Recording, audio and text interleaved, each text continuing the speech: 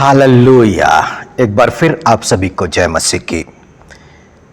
जैसा कि प्रभु यीशु मसीह बीते दिन में अपने पवित्र सामर्थ्य वचन के द्वारा हम सभी से बात किया। यीशु मसीह की इच्छा है कि सिद्ध बनो जैसा तुम्हारा स्वर्गीय पिता सिद्ध है, और हम सिद्धता में आगे बढ़ रहे हैं, यीशु मसीह का अनुसरण कर रहे हैं।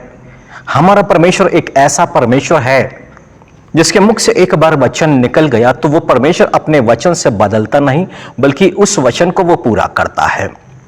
और यदि इस बाइबल में देखें तो ऐसा ही लिखा है कि यहोवा के मुख से निकला है, यानी कि परमेश्वर के मुख से निकलने वाला हर एक वचन उसको परमेश्वर जानता है, पहचानता है, और परमेश्वर बिल्कुल वैसा ही कार्य है। आप व्यक्तिगत प्रार्थना में परमेश्वर से जो वचन को प्राप्त करते हैं, अब परमेश्वर आपके जीवन पर बिल्कुल वैसा ही काम करेगा जैसा परमेश्वर ने आपको वचन दिया है। Hallelujah, hallelujah. जैसा उसने कहा है वही उसकी प्रॉमिस मानी जाती है, वही उसकी प्रतिज्ञा मानी जाती है, और इसलिए तो उसे हम विश्वास योग्य भी कहते हैं और सत्य प्रतिज्ञा भी कहते हैं कि जो उसने प्रतिज्ञा की है उसमें वो सत्य है, वो सच्चा है, वो उसको पूरा करेगा। अब परमेश्वर के जैसे बनना, पिता परमेश्वर के जैसे बनने का अर्थ है कि यीशु मसीह चाहते हैं कि हम भी पिता परमेश्वर की तरह, जब उनके मुख से वचन निकला तो वो उसको पूरा करते, उससे बदलते नहीं हैं। अब यीशु मसीह यही चाहते हैं कि अब हमारे मुख से वचन निकले तो हम उसको पूरा करें। हालेलुया। और इसलिए यीशु मसीह ने कहा सिद्ध बनो जैसे तुम्हारा स्वर्गीय पिता सिद्ध है। याकूब के नाम पत्र 3 अध्याय 2 आयत में ऐसा ही लिखा है, जो वचन में नहीं चूकता वो सिद्ध मनुष्य है।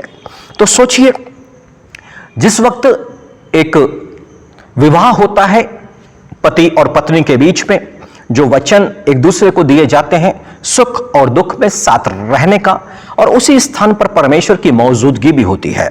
और इसलिए मलाकी नबी में लिखा है कि 2:14 आयत में, यहोवा तेरे और तेरी उस जवानी की संगनी ब्याही हुई स्त्री के बीच में साक्षी यानी कि गवाह हुआ, जिससे तूने विश्वासघात किया। उस विवाह समारोह में, उस विवाह की उस पवित्र आशीषें जब उस व्यक्ति पा रहा होता है, वो स्त्री पा रही होती है, जब विवाह के बंधन में दोनों बंध रहे होते हैं, और जब एक दूसरे को वो वचन दे रहे होते हैं कि दुख और सुख में हम तुम्हारा साथ देंगे, एक दूसरे को वो रिंग पहना रहे होते हैं जो अधिकार का प्रतीक है, कि लड़की अधिकार दे रही है कि अब तुम्हारा मेरे ऊपर में अधिकार है, और वो लड़का अधिकार दे रहा है लड़की को कि अब मेरे शरीर पर सिर्फ और सिर्फ तुम्हारा अधिकार है। एक दूसरे की वस्तुओं पर अपने अपने अधिकार को देने वाले, और ये जो वहां पर जो वचन दिया गया, ये जो अधिकार दिया गया, ये परमेश्वर की मौजूदगी में, क्योंकि परमेश्वर वहां पर साक्षी हुआ है और परमेश्वर वहां पर गवाह ठहरा है। परंतु अय्यूब के जीवन पर जब मुश्किल आई ना, उसके नौकर चाकर धन संपत्ति सब कुछ तबाह हो गया, उसके जीवन में दुख और दुख, पूरा शरीर बीमारी से भर गया, फोड़े फोड़े पस आ रहे, कुत्ते उसके घावों को चाटने लग जा रहे, ऐसी परिस्थितियां वहां पर पैदा हो गई है। और तब उसकी पत्नी उससे कहती है, परमेश्वर की निंदा कर और मर जा। आज मसीही जीवनों में, वैवाहिक जीवनों में जितने विवाह करते हैं, आज पारिवारिक संबंध टूट रहे हैं। वजह अहम धन की कमी या नाना प्रकार की, पर उससे भी बढ़कर लोगों को यह सिखाया नहीं गया, या लोगों ने इस बात को नहीं सीखा कि जो वचन हमने एक दूसरे को दिया है हमें उस पर स्थिर रहना है। और वहां पर परमेश्वर साक्षी हुआ है, साक्षी गवाह बना है उस विवाह में। और इसलिए बाइबल कहती है सबोपदेशक की किताब में 5वीं अध्याय और उसकी 2 आयत में, बातें करने में उतावली ना करना, और ना अपने मन में कोई बात उतावली में परमेश्वर के सामने निकालना, क्योंकि परमेश्वर स्वर्ग में है और तू पृथ्वी पर है, इसलिए तेरे वचन थोड़े हो। हालेलुया।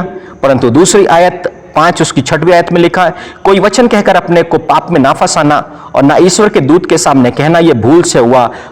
परमेश्वर क्यों तेरा बोल सुनकर अप्रसन्न हो और तेरे हाथ के कार्यों को नष्ट करे। हालेलुया। पति पत्नी के खराब होते रिश्ते, पत्नी अपने उस वचन को भूल जाती है जो पति को दिया था उसने, पति उस वचन को भूल जाता है कि सुख और दुख में उसने साथ देने का वायदा किया था। दोनों एक दूसरे का साथ नहीं, एक दूसरे के दुख में नहीं, अंदर से ईर्ष्या है, क्रोध है, जलन है, एक दूसरे की बर्बादी की कामना करना है, और यही सारी बातें उन्हें दोषी ठहराती है और जिन्होंने परमेश्वर के सामने वचन देकर के अपने वचन पर स्थिर नहीं। हमारा एक ऐसा परमेश्वर है जिसने वचन दिया तो वो उसे पूरा करता है और किसी भी हालत में उसे पूरा करता है। और यीशु मसीह यही चाहते हैं कि उसकी संतानें भी परमेश्वर के सम्मुख में जो उसने एक दूसरे से वाचा बांधी है, जो वचन दिया है, उसको वो पूरा करे। और इसलिए बाइबल कहती है कि जब एक स्त्री व्यभिचार में चले जाती है, अपने पति को छोड़ के दूसरे के साथ में रिलेशन, या पति का पत्नी को छोड़ के दूसरे के साथ में रिलेशन, और बस यहीं से उनके जीवनों में विफलता आनी शुरू होती है, असफलताएं आना शुरू होती है। और सबसे बड़ी बात होती है मलाकी नबी की किताब में पहली अध्याय में और उसकी 13वीं आयत में लिखा है कि जब ये सारे के सारे विश्वासघाती हो जाते हैं, एक दूसरे से धोखा करते हैं, तब परमेश्वर इनकी भेंटों को ग्रहण नहीं करता है। हालेलुया। जिस वक्त कैन और हाबिल ने अपनी अपनी भेंट को चढ़ाया ना, आप जानते हैं क्या हुआ? परमेश्वर ने कैन और उसकी भेंट को ग्रहण नहीं किया, पर हाबिल और उसकी भेंट को ग्रहण किया।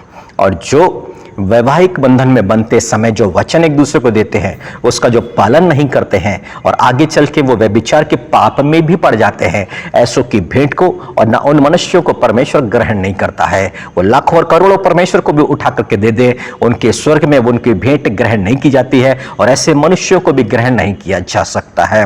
विशेष करके जिनका विवाह होना है, आज का वचन उनके लिए है। जो वैवाहिक जीवन जी रहे हैं और नए स्तर पर हैं अभी, उन्हें भी इस बात को समझना है। जो कुछ समय पूरा हो गया है और दूसरी स्त्री या दूसरे पुरुषों पे जिनकी दृष्टि होती है, जिनका मन खराब रहता है, ऐसे लोग सचेत हो जाएं, क्योंकि ऐसे लोगों पर परमेश्वर का दंड, परमेश्वर का श्राप होता है। ऐसे परिवार टूटते हैं, बिखरते हैं और आशीषें नहीं होती है। जितने इस बात को सुन रहे हैं वो मन से पश्चाताप करें, परमेश्वर की ओर लौटे, क्योंकि वो दयावंत परमेश्वर है, वो करुणामय परमेश्वर है। वो आपकी सुधि लेगा और निश्चय ही वो आपको आशीषें देगा यदि मन को फिरा के परमेश्वर के पास में आते हैं। फिर से एक नया वैवाहिक जीवन आप जी सकते हैं। और इसलिए प्रभु ने आज आपके पास अपने वचन को भेजा है, और जिस वचन को भेजा है वो अपने काम को पूरा किए बिना परमेश्वर के पास वापस न लौटेगा। आपके जीवन को श्राप से मुक्त करने के लिए, आपके जीवन को आशीष प्रदान करने के लिए वचन आप पर आया है। इसे ग्रहण करें। आइए हम अपनी आंखों को बंद करें, प्रार्थना में जाएंगे।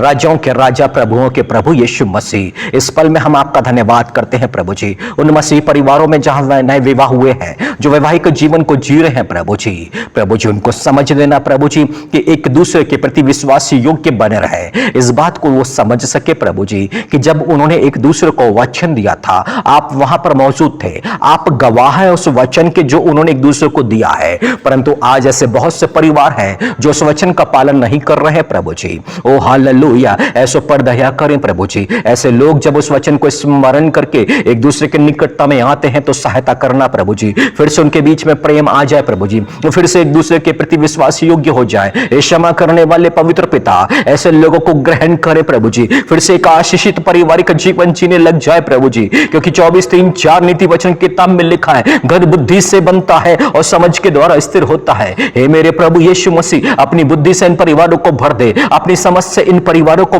भर दे प्रभु जी। दया कर मेरे प्रभु जी, अपने लोगों पर दया कर दे मेरे प्रभु यीशु मसीह। आपके सामर्थ्य नाम में मांगते हैं, क्योंकि आपने कहा है मेरा नाम लेके तुम मुझसे जो कुछ मांगोगे मैं तुम्हें वही प्रदान करूंगा। और इन परिवारों को प्रभु जी आपकी ओर से आशीष पाने के लिए हम आपके हाथों में सौंपते हैं प्रभु जी। ग्रहण करें और इन्हें आशीषित करें। यीशु मसीह आपके सामर्थ्य नाम पर विनती करते हैं, आमीन।